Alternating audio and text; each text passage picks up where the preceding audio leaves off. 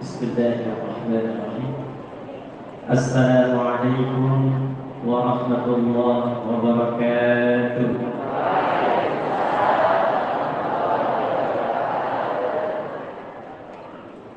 Alhamdulillahilladzi allafa baina qulubina fa asbahna bi ni'matihi ikhwana. Wassalatu wassalamu ala Rasulillah alladzi باقتداء سنته الشريفة أصبحنا للمتقين إماما وصلوات الله عليه وسلامه التام وعلى آله وصحبه وذريته وأمته إلى يوم الميعاد الذي هو أمانة. أما بعد.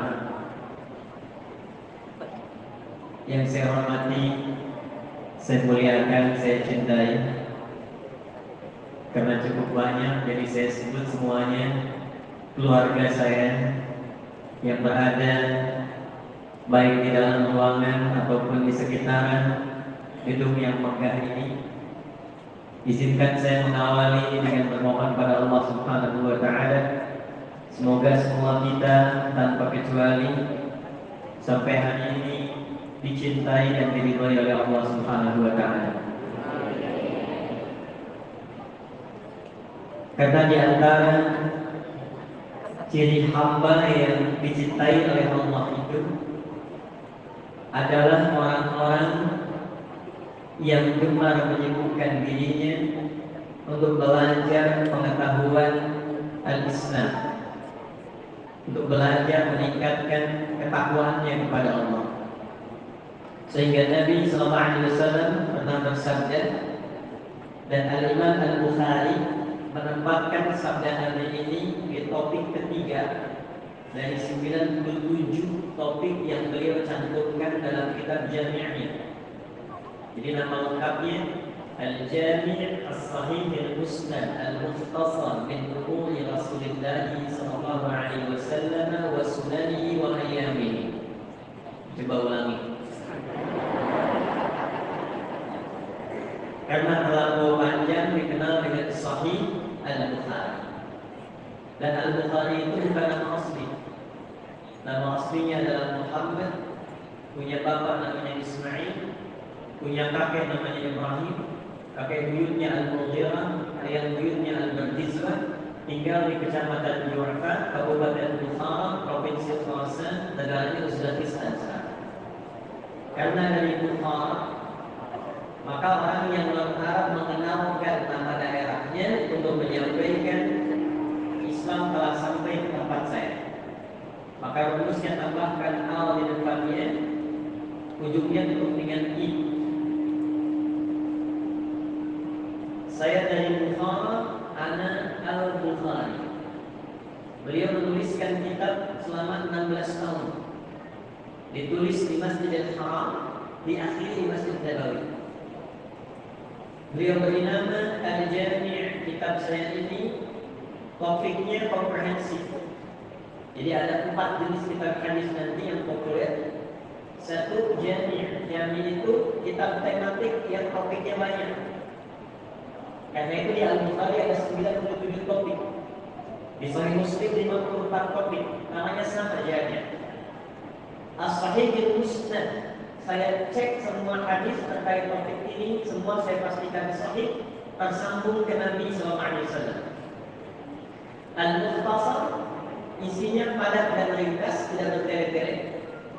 Min umuri Rasulullah SAW, saya susun tema topiknya berdasarkan tuntunan-tuntunan Rasulullah, wasunanihi, dan pedoman hidup yang bisa diikuti, wa ayyamihi, dan kegiatan Nabi selama 24 jam. Maka di topik yang ketiga ada yang disebut namanya Kitabul Ilmi, topik pengetahuan.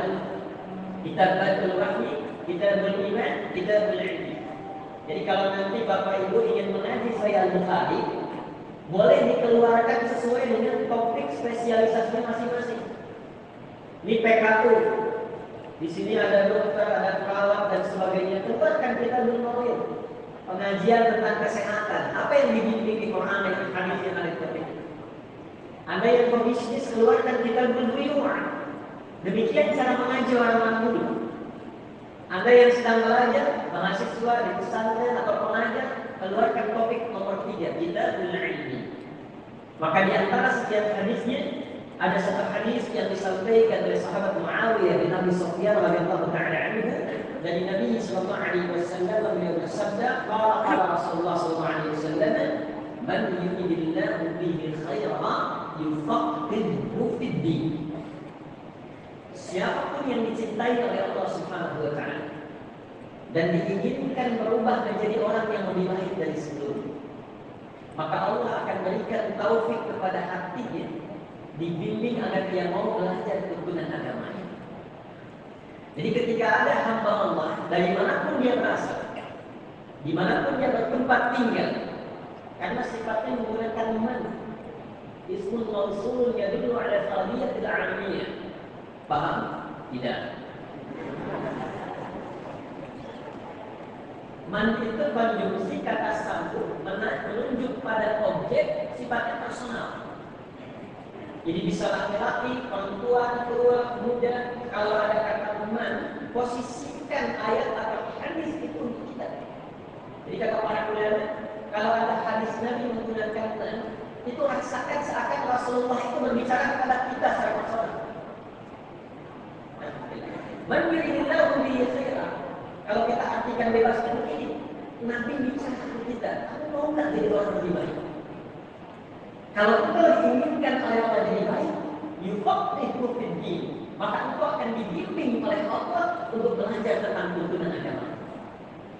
Karena itu berbahagialah Bapak Ibu sekalian, orang-orang yang mendapatkan dalam hatinya dorongan dari Allah yang menggerakkan dia untuk datang, mau belajar, maka berbahagialah.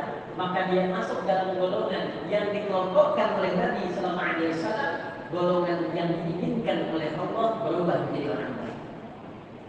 Tidak cukup dengan nanti kita belajar dulu nanti ya. Saya ingin katakan kita bahagia karena dari sekian hamba Allah yang berkehidupan sampai detik ini dan bisa melangkahkan kakinya sampai berada di tempat atau sekitaran tempat ini, berbahagialah Anda yang terpilih, bukan hamba-hamba yang lain. Maka saya bermohon semoga yang kehadiran kita semua di sini mendapatkan bagian keberkahan dari hadis Nabi yang disampaikan tadi. 2. Saya yakin tidak semua berasal dari Kalbi. Yang paling jauh dari mana? Bukan baru, insya Allah. Ya. Jadi NTB, masya Allah. Medan, Kendal, Sulawesi, Raya, Lampung, Bandung. Sudah belum?